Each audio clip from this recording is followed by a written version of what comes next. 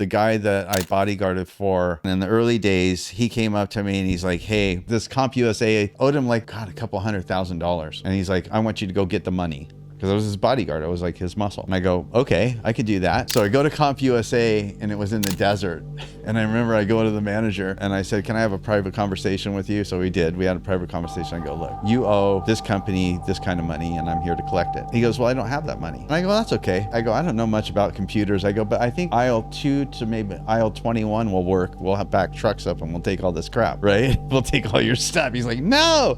So I go, well, you better make it right. So he calls my boss and he made it right. And so next thing you know, I'm off to Europe to go get $50,000 for a buddy of his that was in the tech industry. And these were the early days where these guys were leveraging credit cards and doing all the rest of this stuff, and they needed their money. I think they paid me $5,000 to go to Europe to collect the money, and they go, just do what you do. I go to Europe and I track these people down. I landed in Gatwick and I track them down to Cambridge, and I find out that this guy's 2 little kids are going to parochial school. I go to the school and I say, hey, I'm looking for these 2 little kids. And in those days it was okay. They'd let you see the kids. You know what I'm saying? It was still in the 90s. And so who did you tell them you were? I told him I was a friend of the family. I just have these 2 envelopes I just want to give the kids. So I put a little dot, I put fingernail polish, and I kind of boom on the back of the kids, and then the letter says, hey, I was close this time, pay your bills, right? You know what you owe, you know? And so you told him there was a dot on the back of them too, right? Yeah, in the letter. So anyway, I'm going back south,